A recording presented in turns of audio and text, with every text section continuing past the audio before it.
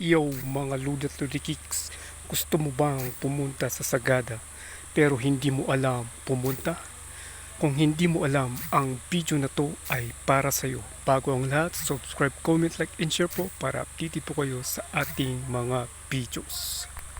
Okay mga Ludat Ludikicks, pumunta ka lang sa GL Terminal sa May Dangwa sa Baguio City.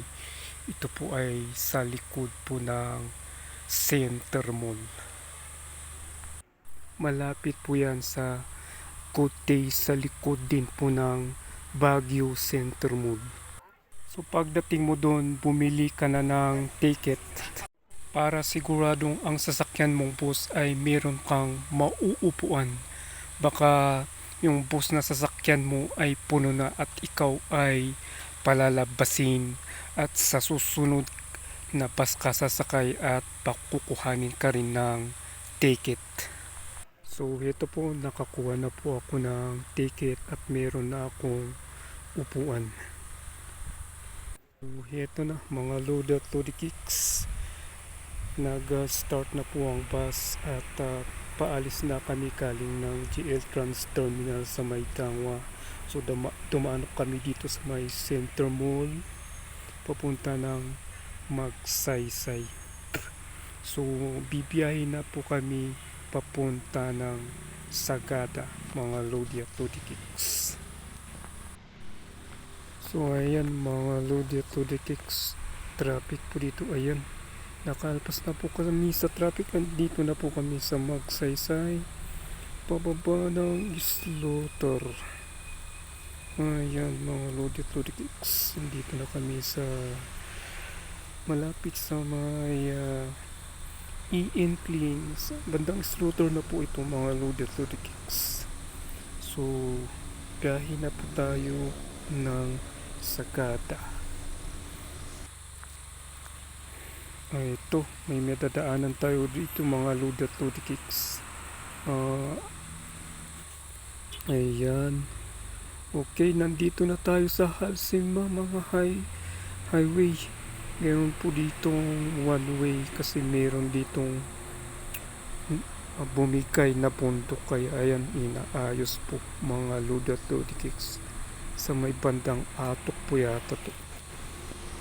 So ayan, biyahe po tayo ng Sagada. So dito po tayo sa Halsima Highway. Ayun, dito na rin po tayo sa may tunnel, sa may Atok. Yung half tunnel po ito mga Ludat Ludikicks.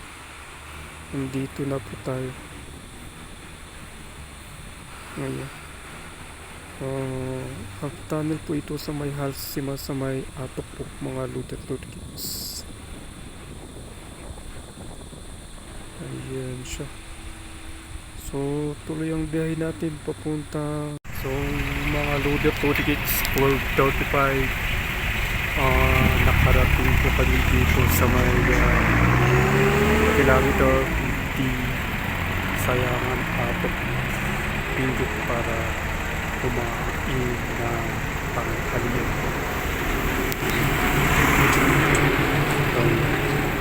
Dito po kami kumain ng panghalian. Kami dito ng 12:35. So mga 1:35 po, nakarating po kami dito sa Sinipsip mga Ludat Ludikicks.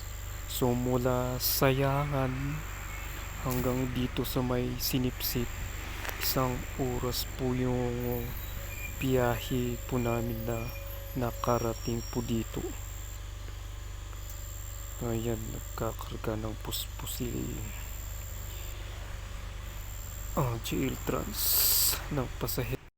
So mga alas 2:06 nakarating po kami dito sa Abatan Pogias mga Ludat Ludikicks. Halos sabihin natin humigit kumulang 1 oras lang ang biyahe mula sa Sinipsip papunta dito sa Abatan Pogias Benguet mga Ludat Ludikicks. So dito po ang Abatan Ayan, biyahe po tayo. 2:42, nakarating po kami sa Mount Data Cliff mula Apatan, Pugyas. So, yun, halos walang isang oras din ang biyahe mula Apatan, Pugyas papuntang dito sa Mount Data Cliff.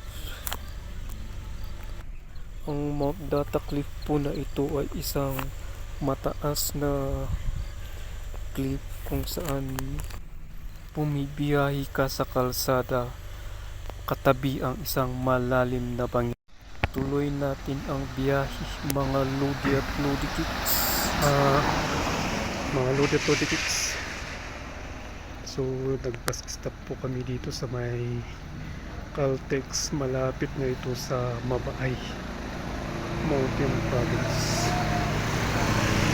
So dito kami nag-bus stop para umihi.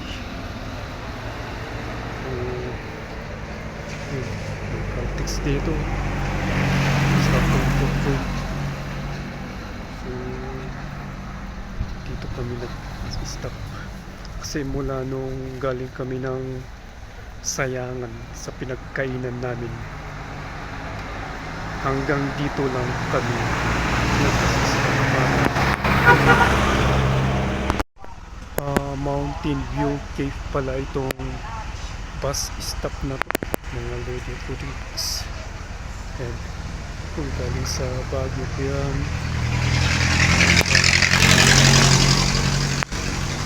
Mountain View Cave, saan kami ay nag-bus stop para umihi, kaya bumili ng mga merienda o kaya bumili ng gulay dito. So, may paninda po silang gulay dito. Okay, mga Lodi Kicks, abangan ang susunod. Okay mga Lodi at Lodi Kicks, tuloy natin ang biyahe sa Sagada. So andito po tayo sa bagong bus stop sa Mabaay kung saan meron po dito kasi ninahan po ng Caltex mga Lodi at Lodi Kicks. Pansin ko simentado na lahat ang kalsada dito sa Halsima Highway. So wala na akong nakikitang lubak mga Lodi at Lodi Kicks, puro simentado. Ayun, matatanaw mo dito yung lagan. So andito na po tayo sa may munisipyo ng Sabangan Mountain Province mga Lodi at Lodi Kicks. Ito po ang aking hometown mga Lodi at Lodi Kicks. So ayun, dito na po tayo sa Sabangan. So tinatry kong kuhanin yung tatak ng Sabangan dun sa may entrance papuntang Sabangan, pero hindi ko makuha, kaya ito na lang kinuha ko. So tuloy po tayo ng biyahe mga Lodi at Lodi Kicks. So andito po tayo sa Sabangan. So makikita natin talaga simentado ang kalsada mga Lodi at Lodi Kicks. Ayan, simentado mga Lodi at Lodi Kicks.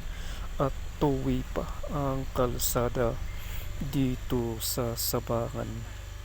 Ayan po ang pupunta ng Otokan po mga Lodi at Lodi Kicks. Dito naman po sa kabila ay ito na po yung pupunta sa Bontok at sa Sagada mga Lodi at Lodi Kicks.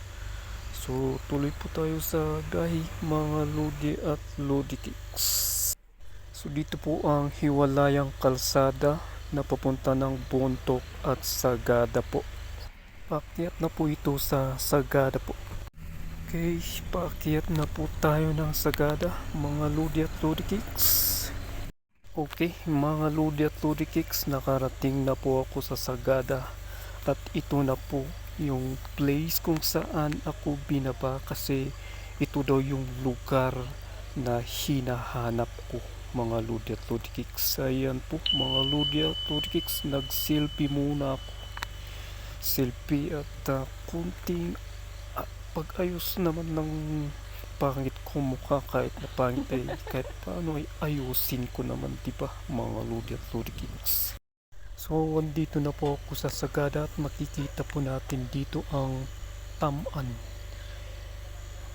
at Chalea Cottages mga Lodi at Lodikicks. So, may cottage po pala dito na pwedeng puntahan ng mga turista, mga Lodi at Lodikicks. At pahingahan din, pasyalan. Mga Lodi at Lodikicks, nakarating na po ako dito sa Sagada. So around 4:38 dito sa Sagada nakarating po ako. Then dito ini-entertain po ako. Napakainit ng entertainment nila sa akin mga Lodi at Lodikicks. Oh yeah. Ini-entertain po nila ako ng mainit na kape. Kape tayo. Subscribe ko din sa page po mga Lodi at Lodikicks para update po kayo sa ating mga videos. Salamat po.